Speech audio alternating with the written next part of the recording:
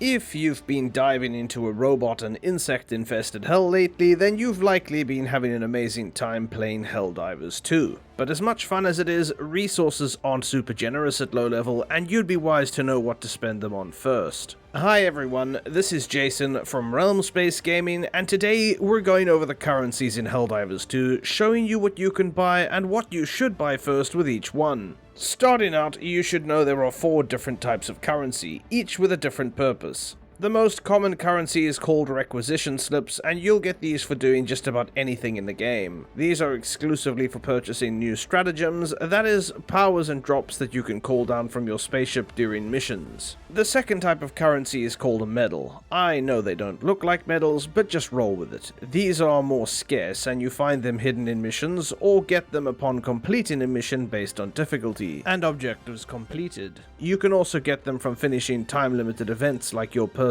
order. Medals are particularly important because they're the game's default way of progressing your character with better gear by buying it from the standard or premium battle pass. Bit of an odd system for a battle pass, but it makes sense, we'll come back to that. The third type of currency is called samples. These you find during missions. As long as one person picks them up, you all get them, but you also drop some of them when you die, so be sure to pick them up after you respawn. Samples come in 3 varieties: green, orange, and purple. Green samples are found in any mission type, but you only start finding orange ones from missions of level 4 or higher, and you'll start finding the purple ones in level 7 or higher. Samples are used for upgrading those stratagems you bought earlier, literally upgrading whole categories, but we'll talk about that later. The last type of currency is called super credits. They are Helldiver 2's premium currency, so you can buy them using real money.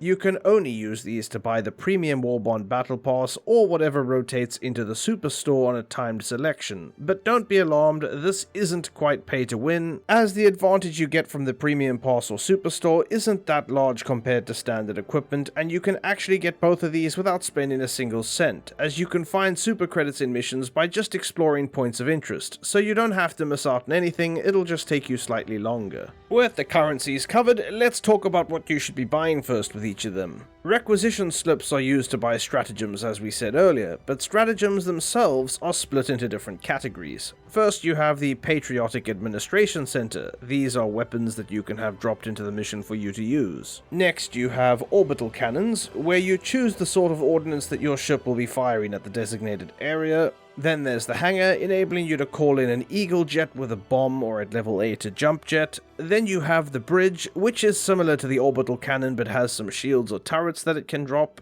Next you have the engineering bay, which can drop a bunch of support weapons, support backpacks, or minefields. And finally you have the robotics workshop, able to drop a variety of automatic turrets, including a backpack drone. Now, the division of these categories is a little confusing given that there's some category overlap, but our question is, which should you be buying first? The cheapest item will always be the first ones in each category after all, and you can only unlock others at later levels, so what gets you the most value?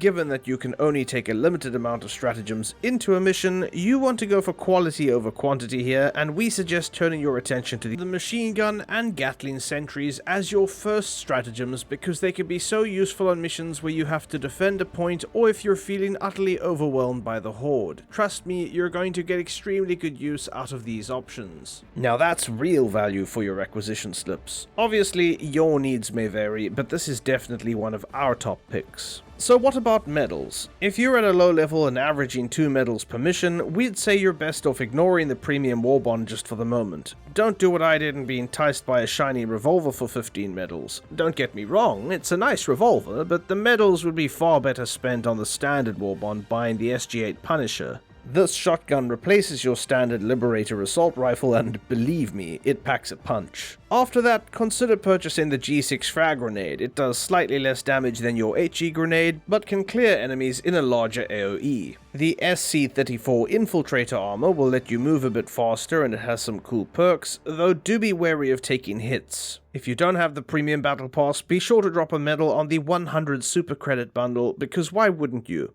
Save up a few and you'll be able to buy the premium warbond in very little time. Note that you can buy one of these super credit bundles at each level of the battle pass.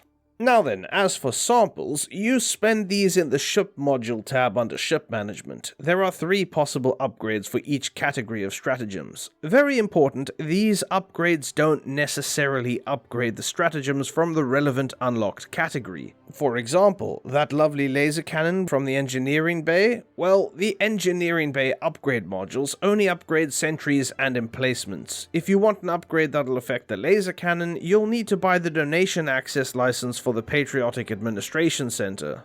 Incidentally, this is also the first upgrade we recommend that you purchase, as it means support weapons you deploy will have the max amount of ammo that they can come with. Finally, we have super credit purchases. Our only real advice here is that you buy the Premium War Bond Steeled Veterans Pass first, because there's a lot of good value in there. Otherwise, feel free to spend on the Superstore at your leisure, it really doesn't matter what you buy first here. That's all we have for you today on Helldivers 2, so if you enjoyed the video, be sure to drop a like and sub, and we'll keep bringing you guides that let you get your information quickly and let you jump straight back into gaming. I also encourage you to check out our Discord server, a passionate and growing community of gamers. It's a place to have fun, talk about games, and connect with the community at Realm Space Gaming. My name is Jason, thanks for watching, and don't forget to enjoy the rest of your day.